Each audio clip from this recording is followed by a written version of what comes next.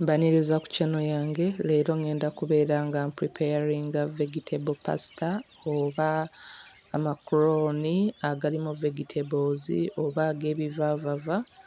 Oguba gwe mulundi gw'okusoose ku channel yange nkwaniriza. Teweerabira kubeera ng'osubscribinga, likinga video and leave a comment below. Gaabadde so tasty, nga gali so flavorful, nga gali ate colourful, gali so appetizing.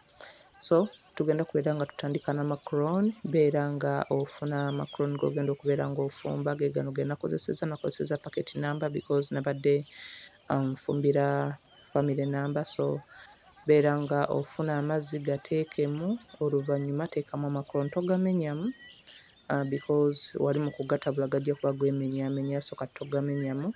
Oluvannyuma beera ng'ogateekamu. Nakozesezza omunnyo ne rosemary okubeera nga spicing oba seasoning amacoroni gano nti gaveeyo nga already gayina omunnyo ate nga gawunya bulungi. Then ne mbeera nga ngateeka ebbali ne ntandika nti gagenda kuba nga gatokota ng'ate wano wensiika ebirungo bye tugenda okubeera nga tuteeka mu macoroni gano. Teekako pan nayo weebeera ng'ekyamuse. Gattamu butto okusinziira ku macoroni, obungi bwa macoroni g'okozesezza ye butto gw'oba okozesa, so osobola okubeera ng'opimisa amaaso.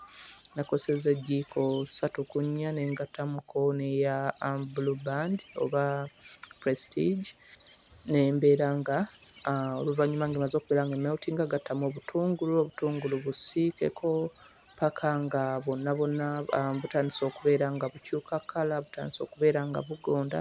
Then oluvannyuma beera ng'ogattamu vegetables z'ogenda okubeera ng'okozesa. Nakozesezza zucchini ne nkozesa ne carrot. Vegetables z'okozesa kisinziira ku vegetables ki gye weetaaga. Ze zino ze nasazeewo okubeera nga nkozesa mu macoroni gano, naye nga vegetable yonna osobola okubeera ng'ogikozesa. Gye saakozesezza wano nga ggwe obadde ogyetaaga oba nga gy'osinga okubeera ng'oyagala, osobola okubeera nga ogikozesa. Bino ng'oli mu kubeera ng'osiika makinga sure nti ocheckinga ku macoroni gatabulemuko. Osobola okubeera nga wagasseemuko akajiiko ka butto okubeera nti ogewaza okuba nti gakwata oba nga geekwata gastickinga together. Then oluvannyuma beera ng'ogattamu spices z'oyagala okubeera oba ggwe z'olya cause si buli spice nti buli muntu yenna agirya, so beera ng'ogattamu spices z'olya. Nakozesezza turmeric, paprika, black pepper, cumin n'omunnyo. Omunnyo ojjukira ne macoroni mulimu omunnyo, so tuteekamu muno mungi nnyo. Oluvannyuma ne mbeera nga ngattamu ennyaanya. Ennyaanya zino nasoose okubeera nga nzifumbako ne mbeera nga nziggyako ekikuta. Kino ky'okubeera nti ozifumbako kiziyamba okubeera nti zivaayo nga ziri juice, ne kiziyamba n'okubeera nti zivaako ekyo ekikuta mangu nnyo.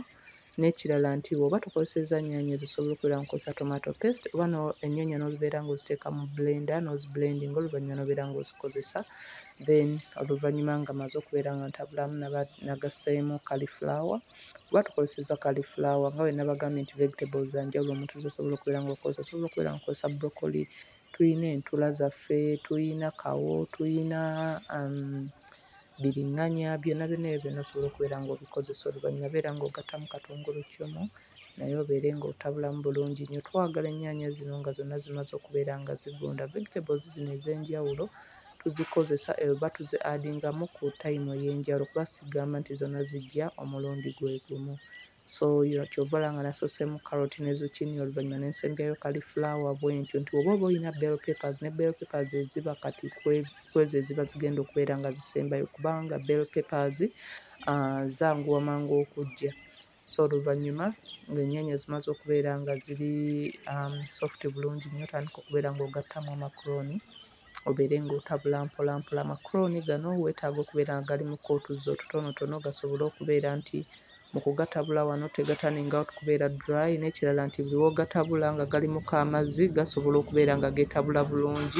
Then tabula paka ng'olaba ebirungo byonna biri blendinze bulungi nnyo oba byetabudde bulungi nnyo n'amacoroni. Oluvannyuma beera ng'omaliriza ng'ogattamu oatmeal oba coriander ne spring onions. Bino kwongera kubeera nti owunyisa bulungi macaroni, kubeera nti gabeera ne flavour ey'enjawulo ng'omuntu oli mu galya, ne vegetables zino era kye zikola kye kimu ne spices. So wano beera ng'otabula ng'emmere already eri done, ng'eri ready okubeera ng'esaavingibwa. Osobola okubeera ng'osaavinga ng'oyinako sauce at a side, osobola okubeera ng'osaavinga ng'otaddeko avoko, osobola okubeera ng'osaavingirako salads endala ez'enjawulo, osobola okubeera ng'osaavingirako ebivaava, osobola okubeera ng'osaavingirako ennyama ensiike, oba osobola okubeera ng'osaavingirako enkoko oba ekibumba, like osobola okubeera ng'ogisaavingiramu oba engeri gy'eriwo because eri wet bulungi, tegali so dry.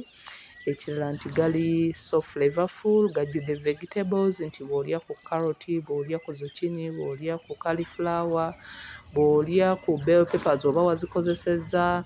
So y'engeri bw'eti gye nasaavinzeemu. Nja kubeera nga ne links endala nzibalekera mu description box eza macaroni ge nali mpreparinzeeko nga bwe muti bwe mulaba, nti nago osobola okubeera ng'oga preparing ewaka n'oga enjoyinga. Twerabira kubeera ng'osubscribinga, likinga video, leave a comment below. Temwerabira kubeera nga munyiga kade, kubeera nga mutaninga on notifications zammwe, mubeere notified bwe mba nga postinze video empya. Until next time.